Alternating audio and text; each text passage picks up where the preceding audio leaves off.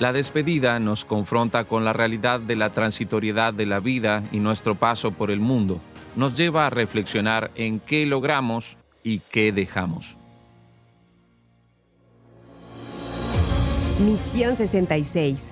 Descubriendo lo desconocido, usando lo conocido, aprendiendo y practicando lo aprendido en nuestro recorrido por la vida.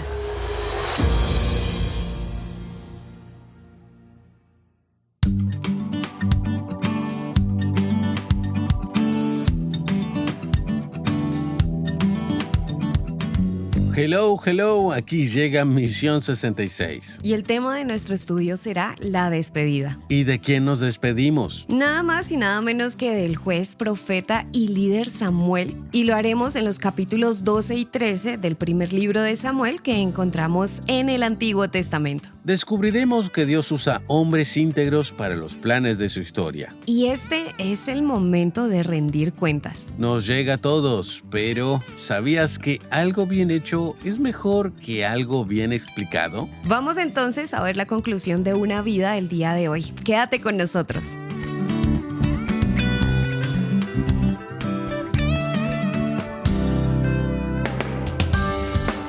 Saludos amigos, volvemos a entrar nuevamente al túnel del tiempo. ¿Recuerdan dónde nos encontramos? Sí, viajando 11 siglos antes de Cristo. Desde mi forma de verlo, Johnny y David, estamos en un momento bisagra de la historia porque es el fin del periodo de los jueces y el comienzo de la monarquía en Israel. Sí, pero permítanme verlo más desde el ángulo humano. Es también un momento de despedidas, de un viejo líder que ha dado 1000 batallas y a quien le toca partir. Es verdad, David. Nos pondremos bien sentimentales hoy. Ni lo digan, que ya me corre una lágrima por la mejilla. Mira que no eres la única, porque ya sabemos que toda despedida es un momento triste, de reflexión, pero también de aprendizaje. Pero no dejemos que la emoción nos paralice, pues es cierto que estamos llegando a un final, no del programa ni del libro, sino del ministerio, del trabajo, de la actuación del gran juez Samuel, el último juez de Israel que toma la iniciativa y hace su evaluación de su peregrinaje y le da un cierre a su servicio a Dios y al pueblo. Vamos al texto entonces. Dice que Samuel reunió a todos los israelitas y les dijo: He oído atentamente todo lo que me han dicho y les he puesto un rey. Aquí lo tienen, ante sus ojos. Yo ya estoy viejo y lleno de canas, y he convivido entre ustedes desde mi juventud. Pero mis hijos viven entre ustedes. Aquí me tienen. Acúsenme de algo ante el Señor y ante su rey. Díganme si acaso he robado el buey o el asno de alguien, o si he hablado mal de alguien, si lo he ofendido, o si alguien me ha sobornado para cometer injusticia a su favor. Hablen y yo haré la restitución. Imagino allí a Samuel frente a todo el pueblo, en momento solemne, haciendo silencio y mirando a todo el pueblo. Y es cuando todos dijeron: nunca nos has calumniado ni ofendido, tampoco has robado nada de nadie. Y Samuel respondió: El Señor y su ungido son testigos de que han declarado no haber hallado en mí ninguna falta. Y ellos le respondieron: somos testigos de eso. Valiosa y valerosa la actitud de Samuel. Entonces Samuel dijo al pueblo: Testigo es también el Señor quien eligió a Moisés y a Aarón, y que sacó de Egipto a los antepasados de ustedes. Ahora les pido que me escuchen con atención, porque les voy a relatar lo que el Señor ha hecho para librarlos a ustedes y a sus padres de todos los peligros. La traducción Nueva Versión Internacional lo presenta de otra manera. No habla de presentar un relato, sino que Samuel tenía una querella contra ellos ante el Señor. ¿No es la querella una especie de acción legal que toma un juez, en este caso, contra quienes se estiman responsables de un delito? Sí, Kimberly, Samuel está diciendo, miren, su historial como pueblo no es muy bueno, así que presten mucha atención en cómo van a actuar de aquí en adelante. Es un tirón de orejas. Por supuesto. Y como podemos ver aquí en el texto bíblico, Samuel está entrando en su jubilación con las manos limpias y con ese respaldo de haber sido un fiel siervo, por lo que presenta su querella a modo de llamado de atención y enseñanza. El listado comienza con un resumen de los beneficios recibidos por Israel que son relatados desde el versículo 6. Y siguen por el texto hasta el versículo 15, cuando él afirma: pero si no lo obedecen, sino que son rebeldes a las palabras del Señor, Él se pondrá en contra de ustedes, como se volvió en contra de sus padres. Amigo, es que Israel se había ido una y otra vez tras los dioses paganos, desobedeciendo, despreciando a quien tanto los había amado y ayudado. Pero no se quedaron allí. Samuel dice que después de todas las liberaciones de sus enemigos, llegaron al colmo. Tuvieron el atrevimiento de añadirle a todos esos pecados la petición de un rey. Un hecho claramente aceptado por el propio pueblo en el versículo 19. Y es interesante que Dios confirma esas palabras de Samuel al enviar la señal de trueno y lluvia durante el tiempo de la cosecha, cosa nada habitual, porque es la época en que no llovía. Dios usa todo eso para hacer reaccionar a esta generación y darles la oportunidad de reconocer sus pecados, cosa que hacen con temor. Pero ¿será con verdadero arrepentimiento? Ya lo veremos al seguir esta historia, pero en esta ocasión Samuel expresa corazón pastoral, presentándoles un mensaje de aliento, misericordia y advertencia de Dios. Escuchemos. No tengan miedo, dijo Samuel. Es verdad que ya cometieron esta maldad, pero a pesar de eso, no se aparten del Señor, sino síganlo y sírvanle de todo corazón. No vayan tras los dioses falsos, porque no les servirán de nada, ni podrán salvarlos, porque no son nada. Y agregó: el Señor no desamparará a su pueblo, porque grande es su nombre y Él los escogió para que fueran su pueblo. Lejos estará de mí pecar contra el Señor, dejando de rogar por ustedes. Al contrario, me comprometo a instruirlos en el camino bueno y recto, con tal de que ustedes teman al Señor y en verdad le sirvan de todo corazón. Recuerden todo lo que Él ha hecho en favor de ustedes. Pero si insisten en hacer lo malo, tanto ustedes como su rey perecerán. Así que Samuel, siervo de Dios, termina esta etapa de su ministerio dejando la tarea de gobernante y enfocándose en el área del cuidado del alma de Israel, trayendo esa palabra de advertencia y esperanza.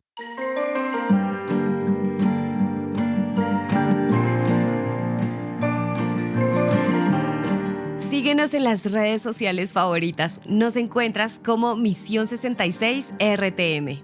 Misión 66 RTM.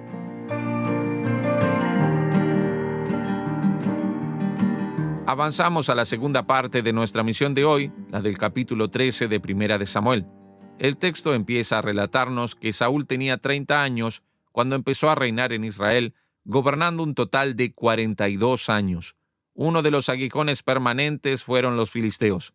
¿Los recuerdan? Por supuesto, ya Samuel los había enfrentado victoriosamente en ese momento. Sí, pero eso no significó derrota total de los filisteos, que se convirtieron en unos vecinos muy belicosos, con enfrentamientos constantes por la disputa de territorios. Como que me suena conocida esa historia, Johnny. Es que el presente hay que entenderlo históricamente, Kimberly. Y vaya que mucho de lo que vemos hoy tiene raíces muy profundas en ese pasado que parece tan lejano, pero presente de otras maneras el día de hoy. En este caso, el texto nos dice que Saúl entonces escogió 3,000 hombres de Israel. 2,000 se quedan en Micmax con él, en los montes de Betel, y 1,000 se quedan con Jonathan, su hijo, en Gabá de Benjamín. Y con ese ejército empiezan una batalla contra los filisteos. Jonatán ataca a los destacamentos de los filisteos en Gabá y los filisteos se enteran de eso. Y ya con el conflicto establecido, Saúl ordenó tocar la trompeta por todo el país para que lo supieran los hebreos. Saúl atacó primero en esta ocasión sabiendo que los filisteos, pueblo guerrero y expansionista, no querría perder territorios que había conquistado, pero que Israel reclamaba como propios y entendieron que debían tomarlos por la fuerza. Johnny, ¿ese es el noticiero de hoy o la historia de hace miles de años? Bueno, ya lo ves, poco ha cambiado. Como sea, entonces todos los hombres fueron convocados para unirse a Saúl en Gilgal, Lugar que solía transitar Samuel. Y que en su nuevo rol no tardará de aparecer en escena. ¡Qué expectativa! Es que la tensión iba en aumento. Pero también los filisteos se reunieron para pelear contra Israel. Contaban con 30,000 carros de guerra, 6,000 soldados de caballería y un ejército incontable como la arena del mar. Subieron y acamparon en Micmas, al oriente de Bet-Aven. Y cuando los soldados de Israel se vieron acorralados, porque el pueblo estaba en apuros, se escondieron en cuevas y en fosos, y en peñascos y tras las rocas y en cisternas. La situación se ponía difícil. Una batalla terrible, complicada, se les venía encima. Sí, y el texto dice que alguna gente asustada cruzó el Jordán escapando de lo que veían venir. Mientras que Saúl se quedó en Gilgal y los soldados que estaban con él se encontraban aterrados. Iban temblando de miedo, dice el texto bíblico. Allí estuvo esperando 7 largos días de acuerdo al plazo indicado por Samuel. Esto denota que toda esta acción militar había tenido una planificación detrás, incluso puesta ante Dios, porque se incluye a Samuel en el rompecabezas. Sí, había planificación, pero tú sabes, a pesar de eso, en situaciones de tensión, las emociones y la presencia de un enemigo poderoso hacen temblar a los demás robustos, porque estaban esperando a Samuel, pero no llegaba. Y allí pasó lo que Saúl no quería escuchar. Muchos soldados empezaron a desertar. Así es. Entonces, ¿qué hizo Saúl? Saúl dio la siguiente orden: que traigan un holocausto y ofrendas de paz. Y ofreció el holocausto. En el momento en que Saúl terminaba de celebrar el sacrificio, llegó Samuel. Saúl salió a recibirlo y lo saludó. Fíjate qué locura. Saúl es rey y un rey que acaba de asumir su posición. Él no es sacerdote, él no tiene ningún permiso de Dios para oficiar como tal, pero decidió hacerse el sacerdote sin considerar su posición ni lo que significa lo sagrado. Y lo hizo sin paciencia, sin esperar a Samuel, que era el encargado del ámbito espiritual de la nación desde su cambio de rol. Entiendo. Lo que ocurre en el capítulo 12 es la separación del gobierno civil de la función sacerdotal y religiosa. Así es. Y cada una debe respetar a la otra en su área de influencia y acción, pero Saúl no lo hizo. Por eso Samuel llega y pregunta, ¿qué es lo que has hecho? Esta fue la respuesta de Saúl. Me di cuenta de que el pueblo estaba desertando y como tú no venías y los filisteos estaban reunidos en Migmas, pensé, ahora los filisteos van a venir al Gilgal para luchar contra mí, y yo no he implorado la ayuda del Señor. Así que me armé de valor y ofrecí el holocausto. La respuesta inmediata de Samuel fue: lo que has hecho es una locura. No obedeciste lo que el Señor tu Dios te ordenó hacer. Si hubieras obedecido al Señor, habría confirmado para siempre tu reinado sobre Israel. Ahora tu reinado no durará mucho. El Señor ha buscado un hombre que actúe como a él le agrada y ya lo ha escogido para que reine sobre su pueblo, ya que tú no pudiste obedecer lo que él te mandó. Enseguida Samuel se levantó y se fue de Gilgal a Gabá, tierra de Benjamín. Luego Saúl contó a la gente que estaba con él y vio que eran como 600 hombres. Creo que al llegar a este punto del libro de Samuel, podemos considerar la gran realidad negativa que rodea la vida de Saúl. Saúl es un hombre escogido en base a aquello que agrada a los ojos del pueblo.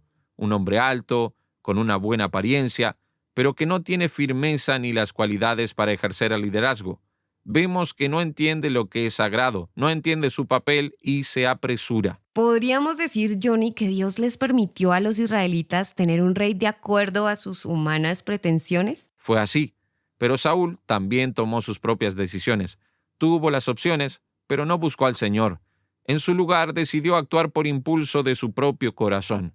Hizo una gran tontería y después se sintió en la obligación de ofrecer holocaustos. ¿Estamos ante un punto de quiebra aquí, Johnny? Totalmente. Fíjate que en ningún momento él dice, he pecado, ni tampoco pide perdón o se vuelve a lo que Dios le dice. Su interpretación de la realidad se resume sencillamente a las circunstancias, a su experiencia, a ocupar en forma personal un rol que no le correspondía sin la más mínima atención que debía darle a Dios, a sus mandamientos y a aquello que Dios presenta como su dirección. Por esa razón, Saúl, un recién llegado al poder, ya tiene que hacer las maletas. ¡Qué fuerte! Es que hay límites que no puedes cruzar como líder, y Dios fue muy claro con él. Sin embargo, Saúl se preocupó más por sí mismo que por lo que Dios le mandó hacer. No tuvo el temple para sostener los principios en medio de una circunstancia apremiante. Fue una prueba de su fidelidad y no la pasó.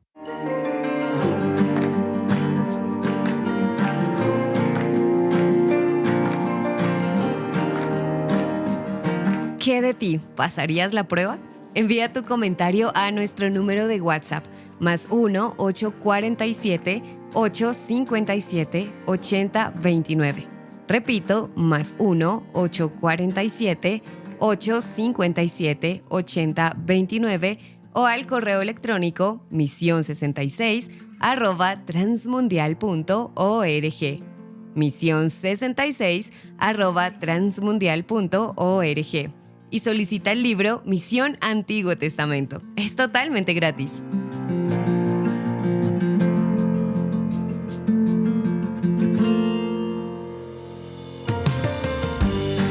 Llegan las preguntas sobre Primera de Samuel, capítulos 12 y 13. Y mi primera pregunta es sobre Samuel. ¿De verdad ocurrió esta jubilación en el capítulo 12? ¿Cómo es que aparecerá más adelante en el capítulo 13? ¿Cómo es que orientará a Saúl? Y después más adelante lo veremos con David. ¿Se jubila? ¿No se jubila? ¿Se queda o se va? Qué observación interesante sobre la posición de Samuel.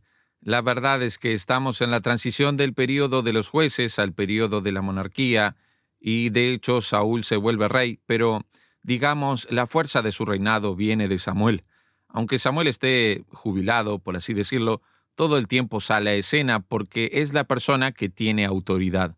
Fue muy difícil el tiempo de los jueces porque un juez pertenecía a una tribu específica, pero no tenía autoridad muy clara sobre las demás. Surgía apenas para librar al pueblo en una circunstancia. Pero en el caso de Samuel parece que logra extender mucho más autoridad que los jueces anteriores. Es verdad, y consiguió un poco más de consistencia en su liderazgo. Era mucho más respetado, aunque ya ves que querían un líder más cool.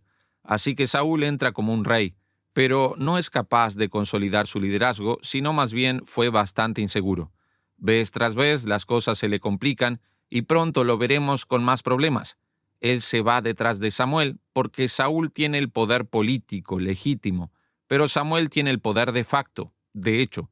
Así que, aunque estuviera jubilado, Samuel mantendrá cierta supervisión externa sobre muchos temas de Israel. Incluso habrá un caso que estudiaremos, el de la divina de Endor, en el que aún después de la muerte de Samuel, Saúl todavía quiere ir detrás de él. Así que fíjate en el panorama que tenemos aquí. De acuerdo. Ahora en su discurso, Samuel presenta un balance que incluye lo positivo de su ministerio. Hasta parece que está en una asamblea electoral diciendo que es ético, que hizo un trabajo positivo, muy bueno.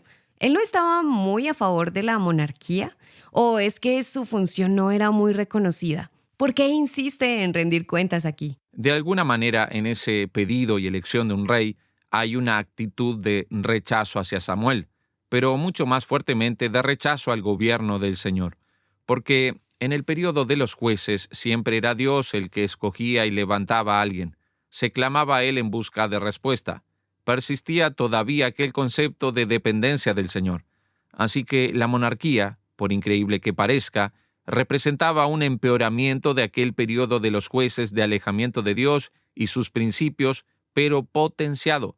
Es decir, ellos expresaban, queremos vernos tan libres de Dios que queremos ser gobernados con nuestros propios parámetros. ¿Y cómo entra Samuel en esa lógica con su discurso de despedida? Mira, Samuel habló y el pueblo estuvo de acuerdo con lo que decía, pero parece que no se dieron cuenta de las implicancias. Así que Samuel está diciendo lo siguiente: voy a zanjar este asunto de quién gobierna y me aparto. Pero solo quiero decirles esto. Recuerden que estoy aquí, fui escogido por Dios. Nunca metí la pata con ustedes, he sido buena gente, etc. Él más o menos hace un informe de su, por así decirlo, reinado, queriendo un cierto reconocimiento, y después él aprovecha y dice, y fíjense cómo ustedes sí han metido la pata. Hay cierto reproche. Es un tirón de orejas, porque no estaban realmente prestando atención. Así que él presenta toda la historia y les deja una advertencia final diciendo, miren, ya que hicieron la gran tontería de escoger un rey y buscar la independencia de Dios, al menos por favor presten atención y vuelvan al Señor, porque de lo contrario la cosa se complicará. Por tanto, creo que ese es un parámetro razonable para analizar el informe y rendición de cuentas final y positivo de la administración samuelina, por decirlo de alguna forma. De acuerdo. Ahora entramos en otro momento de la historia de Israel. Empieza la monarquía, y el primer rey es Saúl. ¿Cómo entender la cronología en el primer versículo del capítulo 13 de Primera de Samuel, Johnny? Mira, la pregunta es muy significativa y muy pocos la formulan, pero en realidad tenemos varios pequeños problemas en algunos manuscritos, problemas que no interfieren en nuestra perspectiva doctrinal, pero que dificultan a veces algunas cuestiones de otra naturaleza. Y aquí tenemos un caso bastante complicado porque en el texto hebreo, el texto masorético, el texto de donde viene la traducción de la Biblia, parece haber cierta dificultad con ese versículo. Creo que la copia que nos llegó no incluye el texto completo. Así que el texto dice lo siguiente, literalmente: Saúl reinó 1 año y después Saúl reinó 2 años sobre Israel. Así que algunas versiones intentan crear una especie de vínculo en el sentido de decir que Saúl había reinado 1 año y cuando hubo reinado 2 años escogió a 3,000 hombres. Pero estas elaboraciones son un poco artificiales. La mayor parte de los estudiosos no lo recomiendan. ¿Y entonces tenemos alguna solución ante este problema de fechas? Sí, por eso lo que muchas Biblias hacen, muchas versiones y comentarios, es basarse en el texto de la Septuaginta, que es la versión griega, porque allí el texto sí aparece completo. Y en base a la Septuaginta, que muchas veces es una alternativa viable, e incluso el Nuevo Testamento lo mostrará, dice que Saúl tenía 30 años cuando empezó a reinar y reinó 42 años. Esos 42 años, algunos piensan que fueron efectivamente 40, otros piensan que quizás sea un periodo menor y que el 40 fuera genérico. Pero la cronología tradicional sugiere que Saúl reinó desde el 1050 al 1010 a.C. Sí, y lo que tenemos seguro de verdad y firme es la duración del reinado de David hacia adelante. Sobre si es un poquito antes queda cierta duda, pero al menos es seguro que Saúl reinó más de 20 años, pero en función de toda la discusión anterior, no sabemos el tiempo con exactitud. Así que, en cuanto a lo que tenemos, lo cierto es que nos topamos con algunas dificultades bíblicas y en algunos casos hay sugerencias y opiniones, pero no tenemos todavía una certeza absoluta sobre todos esos detalles cronológicos. Esa experiencia con la monarquía en Israel empieza como si estuviéramos circulando en el avión por la pista de despegue del aeropuerto, luego intenta volar, pero con tanta dificultad que en el primer acto de Saúl vemos un castigo tan severo, específicamente en el versículo 8 del capítulo 13, ¿hacía falta que Saúl fuera castigado de manera tan drástica? Justo en su primer acto, mete la pata y ya está descalificado. Pues sí, el gran problema es lo que realmente importa. A menudo consideramos que una persona hizo algo horrible si mató a alguien, si cometió un robo, si cometió adulterio, etc.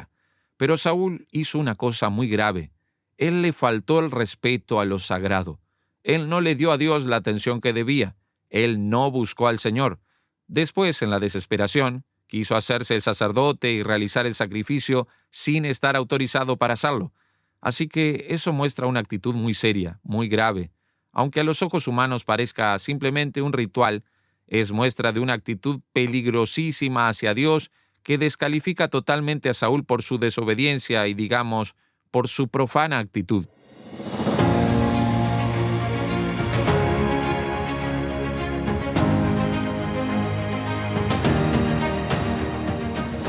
Johnny, ¿qué gran lección debe resonar en nuestros oídos y afirmarse en nuestra mente después de todo lo que recorrimos en Primera de Samuel, capítulos 12 y 13? La gran lección para nosotros es entender lo que realmente importa. Muchas personas religiosas dicen buscar a Dios. Muchas personas están interesadas en reuniones de grandes comunidades cristianas.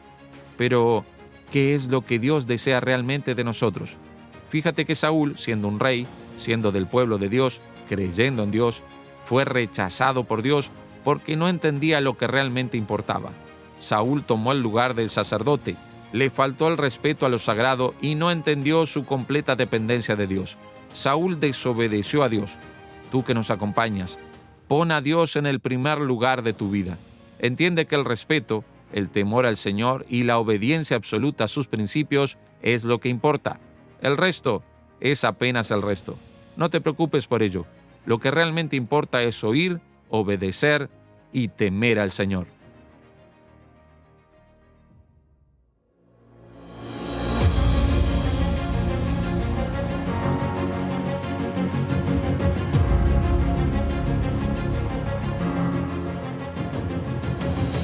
Y no olvides solicitar el libro Misión Antiguo Testamento.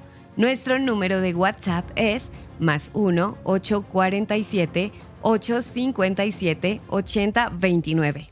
+1 847 857 8029. Acompáñanos en nuestra próxima Misión 66, donde iremos descubriendo lo desconocido usando lo conocido, aprendiendo y aplicando lo aprendido para el recorrido de la vida.